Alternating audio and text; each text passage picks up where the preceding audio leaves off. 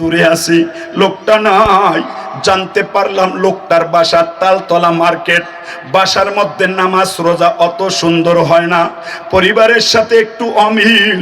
আস্তে করে বাসা চাইরা খিদমা ওই খিলগাঁও রেলগেট, খিলগাঁও ঈদগাহ মসজিদের মেসের মধ্যে ভাড়া নিছে, ওখানে খায় আর আগের কাতারে 5 ওয়াক্ত নামাজ পড়ে। আজকেও সামনের কাতারে যায় নামাজ বিছাইয়া ওই অজু করতে চলে গেছে, আগের কাতারে নামাজ পড়বে। মালিক ডাক দিয়া বলে, আজরাইল রে, আমার বান্দার জানটা কবজ করবি, পদ্মার তীরে করবি না, কোনো অন্য জায়গায় করবি না। ওই যে তাকাইয়া দেখ বন্ধু আমার মসজিদে যায় নামাজ বিছাইছে, ও ঘর সাইরা আমারে ডাকতে আইছে। ওর মরণটা বাইরে দেওয়া যায় না, অজু কইরা আসার সময়টা দিয়া দে। অজু কইরা আসলেন, 27 কাতার চললেন, অজুর পানি এখনো শুকায় না। অর্ডার হয়ে গেছে, আজরাইল সব মানুষের সামনে ওর জানটা কবজ করে দেখাইয়া দে। কর্ম যেমন মরণ তেমন, কর্ম যেমন মরণ তেমন। ওর নামাজ মহাব্বত করে মসজিদের বাসিন্দা হয়, ইমানের সাথে অজু অবস্থায় তার মরণ হয়। এই যুবক রে, মেখল মাদ্রাসার বাণী আল্লামা মুফতি ফয়জুল্লাহ চলে যাবে, ডক্টর নুরুল ইসলাম স্টেথোস্কোপ বুকের মধ্যে লাগাইয়া দাঁড়াইয়া যায়। এই বাবারা, মুফতি ফয়জুল্লাহর জবান থেকে কথা নাই, কিন্তু পশমের কানের স্টেথোস্কোপ লাগাও, মেশিন কানে লাগাইয়া দেখো, মুফতি ফয়জুল্লাহর প্রত্যেকটা পশম থেকে আল্লাহ আল্লাহ জিকিরের আওয়াজ পাওয়া যায়। আল্লাহু আকবার। এই বাবা, হাফেজি মারা যায় তো জিকির করতে করতে মারা যায়। তুমি যদি মারা যাও তাহলে তোমার ঈমানকে খাঁটি করো বাবা। এজন্য পয়গম্বর বলেন, তোর কর্ম যদি সুন্দর হয়, মরণটা সুন্দর হয়।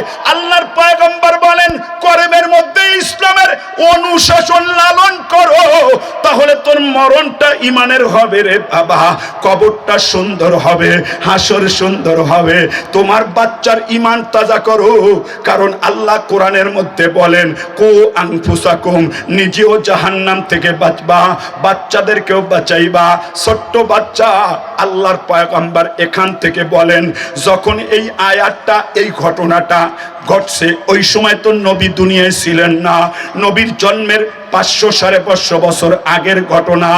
আল্লাহ রাব্বুল আলামিনের কাছে ঈসা নবীর দোয়াটা এমন ভাবে পছন্দ হয়েছে, আমার আল্লাহ এটা কোরআনের মধ্যে জায়গা দিয়া ওইটা আমার নবীর কাছে পাঠাইয়া উম্মতকে বুঝাইতে চায়, উম্মত রে, তোর যখন বউয়ের পেটে বাচ্চা আসবে, কোন মায়ের পেটে বাচ্চা আসবে, আল্লাহর কাছে দোয়া করবি, আল্লাহ সিজার লাগাইও না, হাসপাতাল নিও না, কুদরতি জন্ম দাও। যদি আল্লাহ পাশ করে, দোতলায় ব্যথা উঠবে, নিচতলায় যাওয়ার আগে খালাস হইতে পারে না পারে না? এই যুবক, বুখারী শরীফের একটা হাদিসের টুকরা বলি রে, আল্লাহর পয়গম্বর বলেন, আনা ইন্না জন্নি আব্দি বি, বান্দা আমার সাথে যেমন ধারণা লাগায় আমি তারে ওইভাবে চালাই। ও মায়েরা, বাচ্চা পেটে আসলেই স্বামীর কাছে ফোন, ওজন বাইরে গেছে, সিজার ছাড়া চলবে না, তোমার বাচ্চা পেট ফাড়া ছাড়া বের হবে না। যদি মালিকের কাছে পাশ করাইতে পারো মা, দোতলায় ব্যথা উঠবে, গিস্তলায় আসার আগেই খালাস হইতে পারে। কথা ঠিক না বেঠিক? যুবক বন্ধু, 2 নম্বর কাজ, নবী বলেন, তোর বাচ্চা যখন জন্ম নিবে রে বাবা, ডান কানে আজান লাগায়া দাও। কোন কানে আজান? বলেন কোন কানে আজান? ডান কানে আজান, বাম কানে ইকামত। ডান কানে আজান, বাম কানে ইকামত। কেন দিবারে? তাফসীরের কিতাবে লেখছে, যেই বাচ্চা জন্মের পরে ডান কানের মধ্যে আজান হয়, বাম কানে ইকামত হয়, ওর কলবের মধ্যে ফেরেশতারা ঈমানের মোহর মাইরা দেয়। আল্লাহু আকবার।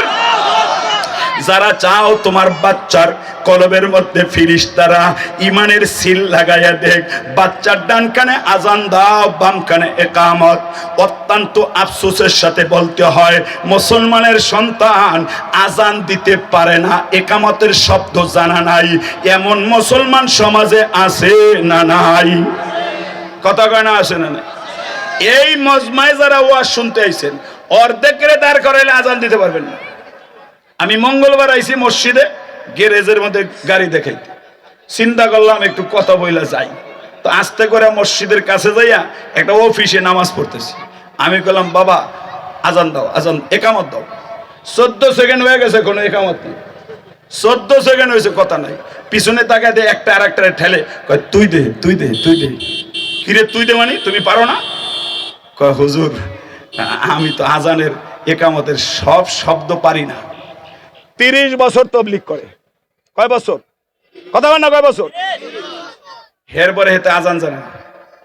আবার কইব কি, কয় মৌলবী লাগে কোন কামে, ওটা আমরাই পারি সব। যেই ধর্মীয় কাজের নেতৃত্বে কোনো আলেম থাকে না, ওইটা সঠিক শরীয়তের উপরে চলতে পারে না। কথা ঠিক না বে ঠিক? যুবক বন্ধু, বৃদ্ধ বাবা, অথচ শরীয়তে মুহাম্মাদিয়ার সিদ্ধান্তটা কেমন বুঝবানি? এই বাবা, শরীয়তে মুহাম্মাদি একটা সিদ্ধান্ত জানাইছে। কি সিদ্ধান্ত? মহিলারা পর্যন্ত আজান শিখবে, একামত শিখবে। কেন শিখবে বাবা বুঝবানি? বলে স্ত্রী যখন, স্বামী যখন বাড়ি নাই, এলাকার মানুষ যখন নাই, তখন দাদি নানি কানের মধ্যে আজান দিয়া ওই সুন্নাত আদায় করবে, ওর কলবের মধ্যে ঈমানের মোহর লাগা যায়। আল্লাহু আকবার। 2 নম্বর কাজ, বাবা একটা সুন্দর নাম নির্বাচন করবে। সুন্দর একটা নাম নির্বাচন করা, এটা বাবার জন্য দায়িত্ব। বাবা সুন্দর একটা নাম নির্বাচন করবে। বাবা কেমন নাম নির্বাচন করবে বুঝতে পারবানি? বলে যেই নামটার অর্থ ভালো।